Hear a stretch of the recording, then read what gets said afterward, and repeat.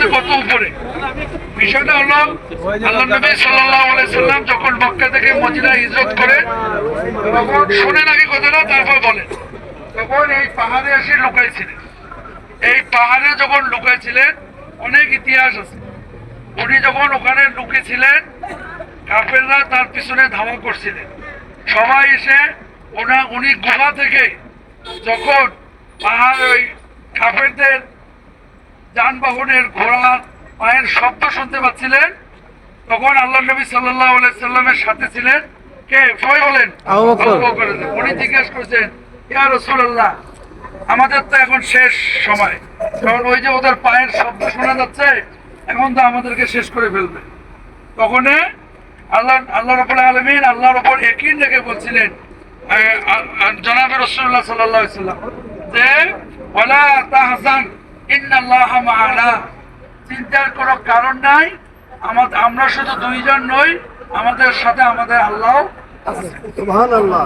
এই কথা বলার পরে পরবর্তীতে তারা পাশ দিয়ে গেছে, হযরত সারা দেখেন। কিছু কিছু ঘটনা পাওয়া যায় ওই সময়ের মধ্যেই গুহার মুখটা সম্পূর্ণ মাকড়সার জাল দিয়ে ভরা ছিল। ওরা মনে করে যে এখনই তো হাসি উঠলো, এখনই মাকড়সার জাল আবার কিভাবে বন্ধ হয়ে থাকে। অতএব তারা বলছে এটাতে থাকতে পারে না, চলে গেছে। আবার কোনো কোনো ইয়াতে পাওয়া যায়, এগুলোর কিছু আপনার বর্ণনার কম বেশিও আছে, পাওয়া যায় যে ওখানে কবুতর বাসা বাঁধছিল, তারপরে ডিম পাচ্ছে। দেখো গুহার মুখে কবুতর স্টিল বসে আছে, এখানে কিভাবে মানুষ ঢুকতে পারে। তারপরেও তারা পাশ দিয়ে চলে গেছে। এবং ওই গর্তে একটা সাপ ছিল, সেই সাপটা অপেক্ষা করছিল দীর্ঘদিন যে এখানে আল্লাহ নবী হিজরতের সময় যখন ঢুকবে তখন সে তাকে দেখবে। আল্লাহ নবীকে দেখার জন্য অপেক্ষায় ছিল। কিন্তু আবু বকর রাদিয়াল্লাহু তাআলা আনহু চিন্তা করছেন, এই যে সাপ যে মাথা বের করছে গর্ত থেকে, এখন যদি দংশন করে তাহলে তো আল্লাহ রসুল দুনিয়া থেকে বিদায় হয়ে যাবে, বা আমিও বিদায় হয়ে যেতে পারি। তখন ওই গর্তের মধ্যে আবু বকর রাদিয়াল্লাহু তাআলা পা দিয়ে দিয়েছিলেন। ওই সাপ সমানে ওই পায়ে দংশন করতেছিল। দংশন করতে করতে আবু বকর রাদিয়াল্লাহু চেহারা কালো হয়ে গেছে। আল্লাহ নবী তো এমনি একটা টেনশনে আছে, হঠাৎ দেখে আবু বকর রাদিয়াল্লাহু চেহারা কালো হয়ে গেছে একদম। তখন উনি বুঝতে পারেন যে তাকে কোনো কিছু দংশন করছে, সাদা চেহারা কালো হইল কেন। তখন দেখে পায়ের মধ্যে সাপে দংশন করছে। আল্লাহ নবী থুতু মুবারক দিছেন, সাথে সাথে সাপের বিষ শেষ হয়ে উনি আবার সুস্থ হয়ে গেছে। এই সেই পাহাড়, আমরা আল্লাহ বলছেন যে আমি মক্কার আশপাশে মানুষের জন্য কিছু নিদর্শন কিয়ামত পর্যন্ত রেখে দিয়েছি, তার মধ্যে এটা একটা নিদর্শন।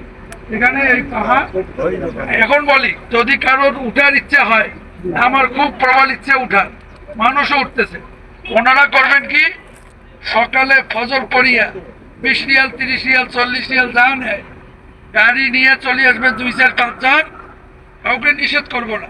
এসে সকালে উঠে একদম উঠবেন ভোরে ভোরে।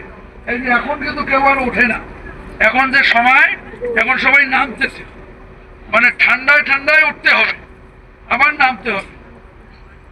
যদি কারো ইচ্ছা হয় গাড়িতে বলবেন জামালে সুর যাব, এখানে তুলবেন।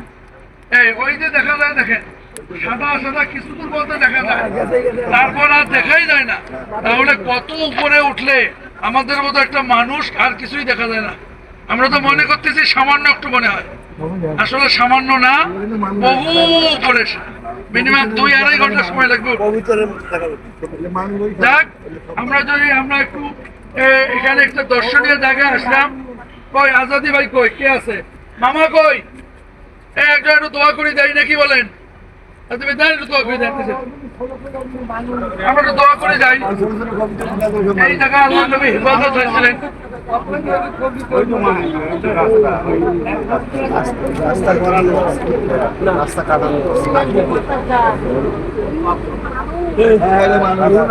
হ্যাঁ,